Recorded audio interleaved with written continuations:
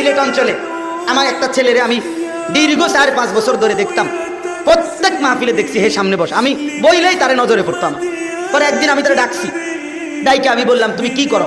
কয় হুজুর আমি ঘাস, মানে প্রতিদিন ঘাস কাটি আর ঘাস কাইটা বিক্রি করি, যা পাই তাক দিয়ে সংসার চালাই। তাই বললাম তুমি যে সব মাহফিলে আসো, আমি দেখলাম তোমারে। কয় হুজুরের যখনই আপনার কোনো পোস্টার দেখি তা আমি তখন এই ঘাস কাটার টাকা থেকে একটু একটু টাকা জমাই, কয়টা টাকা জমাইয়া গাড়ি ভাড়া মিলাইয়া রাখি, আপনার ওয়াজ শুনতে যান। তাই বললাম যে মাশা আল্লাহ। তো আমি বললাম যে তো আর কিছু কইবানি? কওদের আমার জীবনের একটা স্বপ্ন আছে, বানিয়াচং হবিগঞ্জ তার বাড়ি। আমি বললাম কি স্বপ্ন কও?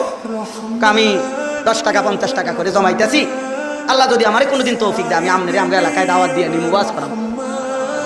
পরে আমি বললাম ওহন দাঁড়া, ওহন ডেট লো, এখন নাও ডেট, আজকে তোমারে ডেট দিলাম, হাদিয়া দিতে হবে না, আমি দিমু তোমার এটা তোমার মাহফিলের চান্দা আমি দেবো, ও আজ টেহা লাগতো না, তুমি যাও, তুমি আয়োজন করো যেখানে কও, তুমি তোমার ঘরে হোক উডানে হোক, আমি ওখানে ওয়াজ করবো।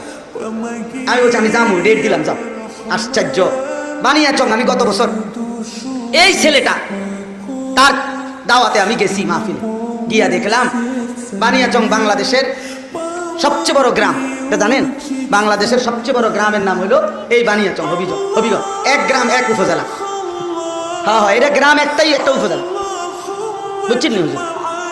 গিয়া দেখছি ওই গ্রামের মানে ওই উপজেলার সবচেয়ে বড় কলেজ হাই স্কুল মাঠ, যেটা বিশাল মাঠ, এই মাঠে এই ছেলে মাহফিল মানে আয়োজন করছে। আমি গিয়া দেখি একেবারে যদি কম হয় মানুষ 15-20 হাজার,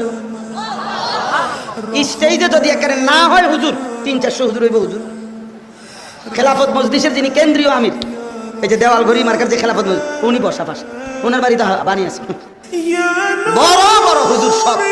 তাই বললাম কি রে কারবারটা কি জানেন? কার মাহফিল? হুজুরের কইছি তো আমার আইয়া এলাকা আমার আর দৈত্য দিছে না, সব আলেম ওলামা পাবলিক মিল্লা এই মাহফিল এত বড় বানাই ফেলছে। তাই